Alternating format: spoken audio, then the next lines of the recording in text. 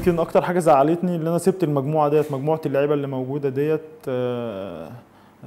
دي اكتر حاجه مزعلاني طبعا، اللي انا امشي واسيب مجموعه اللعيبه المحترمه ديت. جيل يعتبر جيل محترم بعد وقت الاخفاقات كلها نادي الزمالك في الفتره ديت، ان فرقه تيجي كلها جديده، 18 لعيب جديد، وبقالك 11 سنه ما خدتش دوري.